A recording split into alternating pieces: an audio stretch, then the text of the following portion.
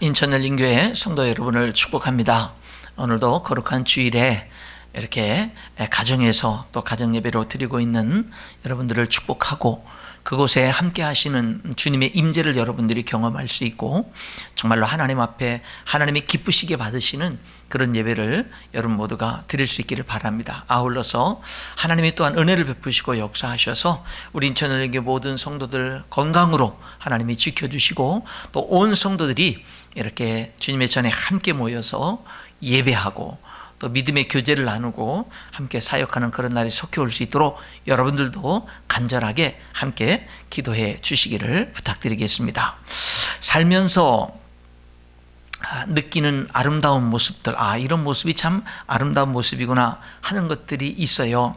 그 가운데 하나는 뭐냐면, 부족한데도 불구하고 하나님의 뜻대로 살려고 노력하는 모습, 그런 모습을 볼 때 참 아름다운 모습을 보게 됩니다. 또 하나의 모습은 뭐냐면, 넘어져도 다시 일어날 때, 그럴 때 아름다운 모습을 발견하게 되죠. 또 하나는 예수님의 이름으로 승리하는 모습을 볼 때 그곳에서도 아름다운 모습을 보게 됩니다. 여러분, 예수님의 십자가, 예수님의 부활은 저와 여러분 우리의 삶을 일으킵니다. 그리고 우리의 삶을 강하게 하죠. 그리고 우리의 삶을 풍성하게 합니다. 저와 여러분은요, 예수님을 믿는 우리들의 이 삶이 종교생활이 되면 안 돼요. 정말 우리들의 모든 삶의 초점을 나를 위해서 죽으신 예수님에게 초점을 둬야 됩니다. 여러분 한번 생각해 보세요. 어떻게 우주 만물을 창조하신 전능하신 하나님이 사람으로 이 땅에 오셔서 나 같은 것을 위해서 죽으실 수 있단 말입니까? 여러분, 우리가 이것을 묵상하고 또 생각하고 또 생각해야 되지 않겠어요? 예수님이 날 위해서 죽으셨다라고 하는 거, 이거 생각할수록 여러분 이게 이해가 되어집니까? 여러분, 이게 얼마나 놀라운 사실입니까? 여러분, 이 진리는요, 우리 인생을 송두리째 바꿀 수밖에 없는 진리 아닙니까? 여러분, 그래서 저와 여러분의 우리들의 신앙생활, 우리들의 교회 생활, 우리들의 모든 인생의 삶은요, 이 예수님의 십자가에 초점이 있어야 되는 거예요. 그 십자가의 의미를 더 깊이 알고 정말로 그 십자가를 더욱더 사랑하는 그런 사람이 돼야 우리들은 종교 생활을 벗어나고 정말 살아계신 하나님을 섬길 수 있는 겁니다. 예수님의 십자가, 여러분, 그리고 그 예수님이 예언하신 대로 죽음을 이기고 3일 만에 부활하신 이 놀라운 사실, 여러분, 이 예수님의 십자가의 죽으심과 이 부활이 저와 여러분의 삶에 정말 중심이 되고 능력이 되는 거, 여러분 이거 잊지 마셔야 됩니다. 오늘 이렇게 주님의 몸된 전에 이렇게 교회에 와서 예배하지 못하고 정말 이렇게 가정에서 예배드리고 있는 여러분들에게도 정말 뭐예요? 이 고백이 분명해야 돼요. 예수님, 나를 위해서 죽으신 예수님, 부활하신 예수님에 대한 이 신앙 고백, 이 감사가 오늘 우리들에게 분명해야 우리들은 제대로 신앙생활을 할 수가 있고, 나중에 하나님 앞에 정말로 그 은혜를 힘입어 떳떳하게 설 수가 있게 될 겁니다. 여러분, 예수님의 십자가의 십자가의 죽으심이 여러분의 삶이 돼야 돼요. 예수님의 죽음을 이기고 부활하신 예수님의 부활이 여러분의 삶이 돼야 되는 겁니다. 단순히 예수님이 날 위해서 죽으셨다, 내가 그거 알아, 예수님이 날 위해서 죽으신 예수님이 부활했어, 내가 그거 알아, 나 그거 믿어, 여기서 끝나면 안 돼요. 그 죽으심 때문에 내 인생이 변화되는 거예요. 그 부활하심이 내 인생을 바꾸는 거예요. 내 삶을 완전히 바꾸는 겁니다. 그런 삶이 돼야 되는 거죠. 의심했던 도마는 부활하신 예수님 만나고 그랬잖아요. 나의 주님이시며 나의 하나님입니다, 이렇게 고백했잖아요. 예수님의 제자들은요, 예수님 십자가에 죽으실 때 다 예수님 버리고 부인하고 도망갔던 제자들이 부활하신 예수님 만난 다음에 어떻게 했어요? 열심히 복음 전하고, 복음 전하다가 매를 맞고 붙잡혀서 감옥에 갇히고 재판을 받고, 그럴 때 협박을 당할 때 그들이 뭐라고 그래요? 우리가 하나님 앞에서 너희 말을 듣는 것이 옳으냐, 하나님 말씀을 듣는 것이 옳으냐 판단해라. 우리는 보고 들은 것을 말하지 않을 수 없다 하면서 아무리 협박을 해도, 아무리 매를 맞아도, 아무리 죽음의 위협을 당해도 그들은 부활을 전하는 사람들로 변화됐어요. 예수님의 죽으심과 부활이 그냥 단순히 알고 있어 라고 하면서 그냥 전에 믿기 전처럼 똑같이 살아가는 그런 삶이 아니라, 예수님의 죽으심을 확실히 믿고 부활을 확실히 믿는 그 믿음은 이 제자들의 삶을 바꾸는 바꾸는 거예요. 여러분, 우리들의 삶이 하나님을 우리들이 정말로 믿고 예수님의 죽으심과 부활을 정말로 믿는다면 우리들의 삶은 바뀔 수밖에 없는 겁니다. 오늘 여기 성경 볼까요? 오늘 여기 읽은 이 성경 말씀에 보면 예수님의 제자들이 예수님이 부활하시고 나서 첫 번 만나고 두 번 만나고 그렇게 했음에도 불구하고 예수님의 부활이 이 제자들의 삶을 변화시키지 못했어요. 부활하신 예수님의 부활에 대해서 이들은 만났기 때문에 알았어요. 믿었어요. 그런데 여전히 이들의 삶은 변화가 없는 것을 봅니다. 예수님의 부활을 알았지만 여러분, 그러나 그 부활이 지금 제자들의 삶에 영향을 미치지 못하고 있어요. 오늘 여기 이 요한복음 21장 1절부터 14절 읽었는데 14절에 뭐라 그랬죠? 이 1절부터 14절의 사건은 부활하신 예수님이 제자들에게 세 번째 나타나셨을 때 이야기라고 그렇게 말씀을 하고 있잖아요.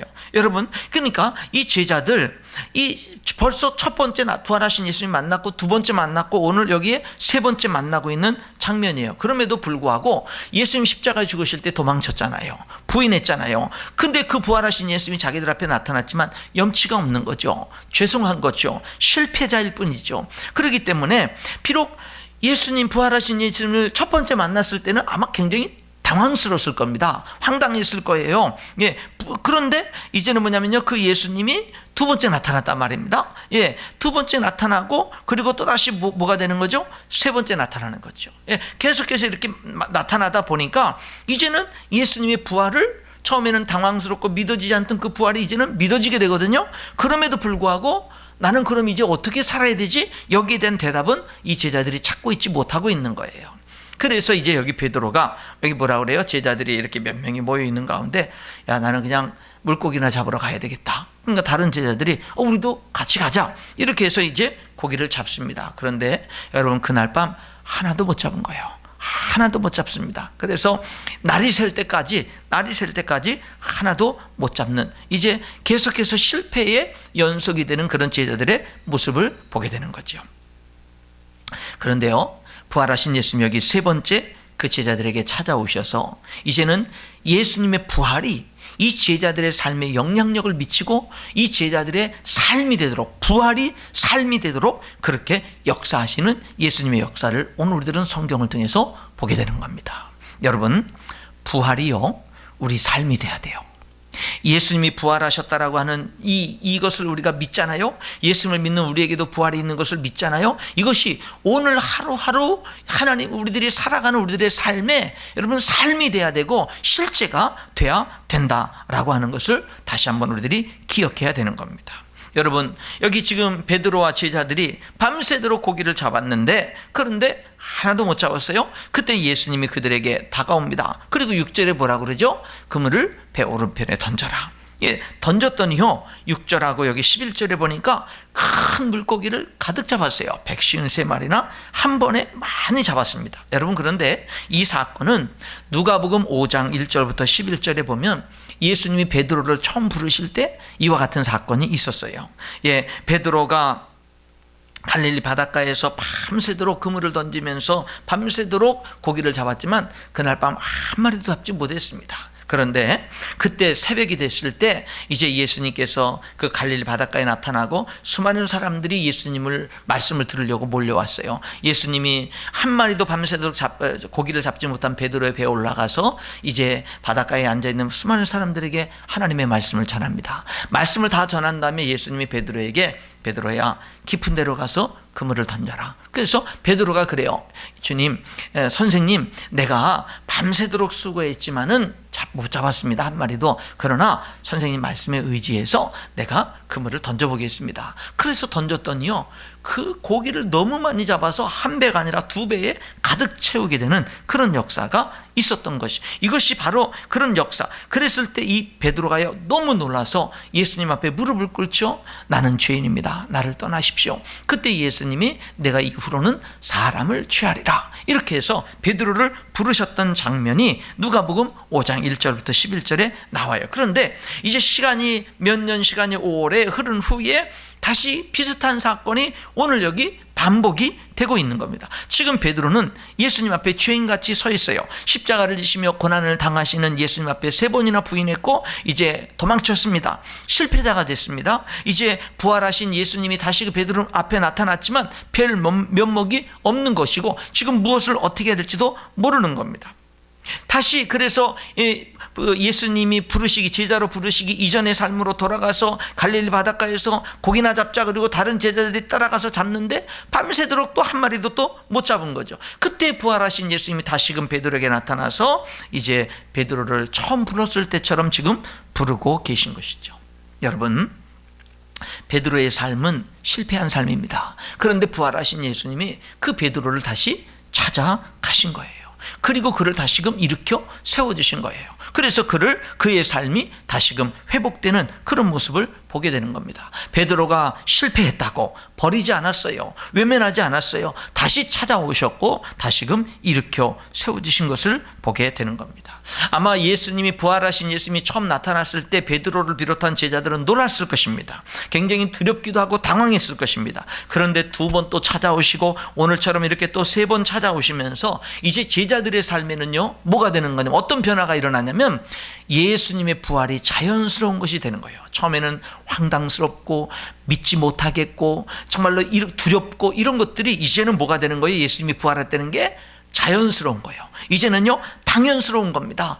이제 부활은 너무나 당연한 삶이 되어져 가고 있는 이 제자들의 모습을 우리들이 이 21장을 읽으면서 알 수가 있는 겁니다. 여러분, 여기 제자들처럼 저와 여러분도요 예수님의 부활에 대해서 처음에는 믿지 못할 수도 있고 예수님의 부활에 대해서 당황할 수도 있고 때로는 면목이 없을 수도 있고 여러 가지가 있을지 모르겠지만은 여기 제자들처럼 결국에는 어떻게 돼야 되는 거예요? 예수님의 부활이 내 삶에 당연한 것이 되고 자연스러운 것이 돼야 된다 이 말입니다. 제자들을 부활하신 예수님이 찾아간 것처럼 오늘 예수님은 저와 여러분을 찾아갑니다. 우리에게 다가오셔요. 우리를 찾아오시는 분이 바로 부활하신 예수님입니다. 비록 저와 여러분이 실패했고 면목 없고 형편없는 처지가 됐어도 예수님은 우리를 찾아오셔서 이렇게 말씀하시는 거죠. 그러한 너의 실패의 경험도 오히려 더 잘할 수 있는 그런 재산이 될 수가 있는 거야. 그래도 나는 너를 포기하지 않아 하는 것이 바로 오늘 우리에게 다가오시는 부활하신 주님의 음성인 것입니다. 그렇기 때문에 여기 제자들처럼 저와 여러분들도 우리들의 삶의 부활이 자연스러운 것이 되고 당연한 것이 돼서 정말로 이 부활이 우리들의 삶을 변화시키고 예수님의 증인되는 이런 삶을 우리들이 살아야 되는 거예요. 여러분, 예수님 부활하셨습니다. 예수님의 제자들과 초대교회 성도들은 예수님의 부활을 확실하게 믿었어요. 그들에게 예수님의 부활은 삶이었어요. 그들에게 부활은 어떤 의미였느냐면 십자가에 못 박혀 죽으신 예수님은 다시 살아나셨다라고 하는 것을 믿는 것은 이런 고백이요. 그분은 지금도 살아계신다. 지금도 살아계셔서 나와 함께 하신다. 지금도 살아계셔서 우주 만물을 다스리시는 진정한 주인이 되셨다. 내 인생의 진정한 주인은 나를 위해서 죽으시고 부활하신 예수님이다. 이것이 초대교회 부활을 간증하는 초대교회 성도들의 신앙 고백이었어요. 여러분, 그 당시 이스라엘 나라는 로마 나라가 지배하고 있었습니다. 로마 나라는 로마의 황제를 시저를 여러분 뭐예요? 주님이라고 부르게 했습니다. 그러나 여기 그리스도인들은 뭐라고 고백을 하는 겁니까? 여러분, 로마 황제가 우리의 주인이 아니라 우리의 진짜 주인은 로마 황제보다 더 높은 우리의 진정한 주인은 나를 위해 죽으시고 부활하신 예수님이라고 하는 것을 여기 초대교회 성도들은 분명하게 고백했던 겁니다. 이게 부활 신앙이다 이 말이죠. 여러분, 저와 여러분들도 이 고백이 분명해야 됩니다. 세상에 그 어떤 것보다도 예수님이 나의 주인이라고 고백하는 이것이 가장 복된 거예요. 여러분, 어떤 사람을 주인이라고 고백하는 게 복되겠어요? 여러분, 돈을 주인이라고 고백하는 게 복되겠어요? 쾌락을 주인이라고 고백하는 게 복되겠어요? 여러분, 무엇을 나의 주님이라고 고백하는 게 복되겠어요? 예수님, 하나님을 향해서, 삼위일체 하나님을 향해서, 나를 위해서 죽으시고 부활하신 예수님을 향해서 그분이 나의 주님이라고 고백하는 이것이 가장 진정한 복이 된다라고 하는 것입니다. 사랑하는 성도 여러분, 우리가 부족해서 실패를 했어도요, 예수님, 부활하신 예수님을 제대로 붙들면 우리는 다시금 일어설 수가 있는 줄 믿습니다. 이 부활하신 예수님은 우리를 포기하지 않고 우리에게 다시금 찾아오시죠. 손 내미시죠. 그 손을 붙들면 다시 일어날 수 있고 승리의 삶, 영광의 삶을 살 수가 있는 겁니다. 예수님은요, 베드로에게 이렇게 말씀하셨죠. 그물을 배 오른편에 던져라. 그러면 고기를 잡을 수 있다. 던졌더니, 순종하고 던졌더니 큰 물고기를 많이 잡았습니다. 밤새도록 수없이 그물을 던져도 한 마리의 고기도 잡지 못했는데 예수님 말씀에 순종해서 그물을 던지니까 넘치도록 고기를 잡은 겁니다. 처음 누가복음 5장에 말씀하시는 것처럼 처음 예수님을 제자로 부르실 때도 밤새도록 못 잡았지만 깊은 데로 가서 그물을 내려는 예수님의 말씀에 순종했을 때 내가 밤새도록 수고했을 때 잡은 것이 없지만은 주님 말씀에 순종해서 그물을 내리겠습니다 라고 순종했을 때 2배 가득 채우는 역사가 있었지 않습니까? 여러분, 내가 아무리 몸부림치면서 수고해서 얻지 못한 그런 빈선 같은 인생도요, 내가 결심하고 이제부터 주님 말씀에 순종하면서 살겠다, 이렇게 하고 순종할 때 풍성하게 열매를 맺는 이런 역사가 있는 거예요. 하나님을 믿어도요, 사람들이 다릅니다. 어떤 사람은 예수님은 믿는데 여전히 내 뜻대로 사는 사람이 있어요. 내 뜻대로 신앙생활하는 사람이 있어요. 내가 먼저 원하는 것을 결정해 놓고 하나님께 기도를 해도 하나님 이것이 이루어지게 해주세요, 이렇게만 기도하는 사람이 있습니다. 이렇게 신앙생활을 하면 순종이라고 하는 것은 별로 그렇게 중요한 문제가 아니에요. 그런데 똑같이 예수님을 믿어도 하나님의 뜻을 중요시 여기고 하나님의 뜻이 이루어지기를 원하고 하나님의 뜻을 따라 순종하며 사는 사람들이 있습니다. 이렇게 신앙생활하는 사람들은요, 모든 상황 속에서 늘 하나님을 바라보고 하나님을 찾고 하나님께 묻는 거예요. 하나님께 묻는 겁니다. 하나님의 뜻을 자꾸 묻는 거죠. 이렇게 신앙생활하는 사람들에게는 순종이라는 것이 굉장히 중요한 거예요. 여러분, 여러분의 신앙의 모습은 어떻습니까? 여러분에게는 정말 하나님께 순종하고 말씀에 순종하는 것이 중요합니까? 별로 그렇게 중요하지 않고 별로 그렇게 대수롭게 여기지 않습니까? 아니면 정말 그것이 생명처럼 중요합니까? 여러분, 부활의 삶이 뭘까요? 부활의 삶은요, 주님의 말씀에 순종하는 거예요. 그리고 주님이 우리에게 맡기시는 사명에 순종하는 삶이, 그게 부활신앙의 삶인 것을 보게 됩니다. 우리 예수님의 말씀에 순종했을 때 우리의 삶은 열매를 풍성하게 맺습니다. 우리의 삶은 회복되어집니다. 우리의 삶에 하나님의 능력이 나타나는 것입니다. 여러분, 밤새도록 수고해도 열매 없었던 이 삶이 예수님의 말씀 한마디에 순종함으로 풍성한 열매를 거두는 오늘 이 말씀을 우리들이 주목해 보자, 이 말입니다. 사랑하는 성도 여러분, 순종이 여러분의 신앙생활, 하나님을 믿는 삶에 있어서 순종이 중요한 것이 될 수 있기를 바랍니다. 여러분의 삶의 순종이 중요한 것이 될 수 있기를 바랍니다. 나는 이제부터 정말 하나님께, 하나님의 말씀에 순종하면서 살겠다라고 여러분 결단할 수 있기를 바랍니다. 그게 뭐예요? 그게 부활을 삶에서 살아내는 거예요. 그것이 부활신앙의 삶이다라는 겁니다. 또 하나 부활신앙의 삶이 뭐예요? 하나님의 사명에 순종하는 거예요.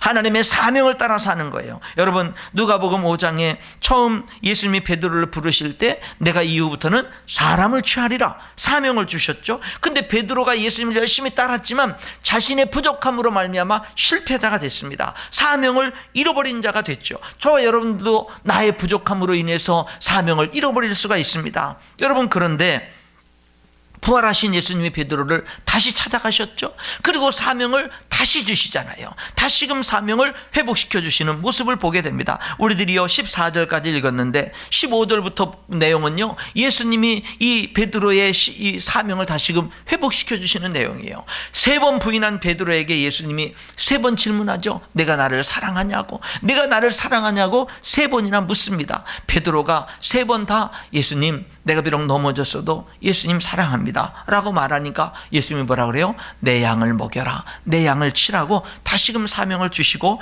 너는 나를 따르라, 19절에 나를 따르라, 이렇게 다시금 사명을 주시지 않습니까? 여러분, 부활의 삶이 뭐예요? 부활신앙의 삶은요, 내 인생에, 내 생애에, 내 삶에 하나님의 사명이 있는 거예요. 하나님의 사명이 있는 거. 이게 진짜 부활을 믿는 사람들의 삶인 거. 나는 하나님을 믿는데 내 삶에 내 인생의 비전과 계획은 있지만 내 삶에 하나님의 사명은 없어. 여러분, 그것이 부활신앙이 아니라 내가 예수 믿고 구원받은 다음에 내 삶에 하나님이 주신, 내가 반드시 이루어야 될 하나님의 사명이 있는 거예요. 이것이 바로 뭡니까? 부활신앙이다 라고 하는 것입니다. 사랑하는 성도 여러분, 말씀의 결론을 맺겠습니다.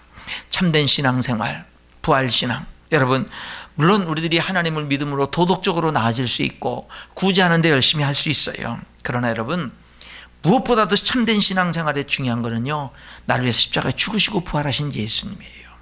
그분께 나의 모든 초점을 맞추고 그분이 나의 주님이라는 이 분명한 신앙 고백이 참된 믿음 생활이 되는 것입니다. 그래서 그분의 말씀이 중요한 거고 그분의 사명이 중요한 거예요. 여기 부활은 믿었는데 삶이 되지 못했던 그런 제자들의 모습.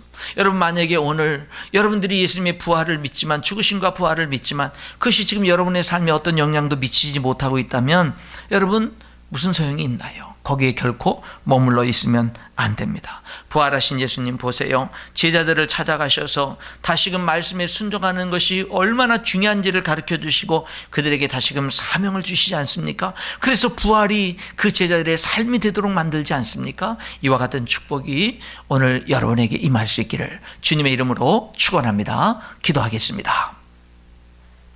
하나님 아버지, 오늘 여기 제자들 예수님, 부활하신 예수님을 만났지만, 부활을 알지만, 부활을 믿지만 그것이 자신들의 현실적인 삶과는 상관이 없었고 여전히 인생을 어떻게 살아야 될지 몰랐던 그런 제자들의 모습을 봅니다. 하나님 아버지, 그래서 다시 갈릴리 바닷가로 나가서 고기를 잡지만 여전히 고기도 잡지 못하는 그들에게 부활하신 예수님 다시 찾아가 주시어서 순종할 때 하나님 아버지 기적 같은 능력 역사를 체험하게 하셨고 다시금 주님의 사명을 맡겨주셨던 모습을 보게 됩니다. 주님, 저희들 예수님의 죽으심과 부활이 우리의 삶이 되는 그런 삶을 실제적으로 살아가는 우리 모든 성도들이 될 수 있도록 하나님 축복해 주시고 역사하여 주시옵소서. 예수님 이름으로 기도하옵나이다. 아멘.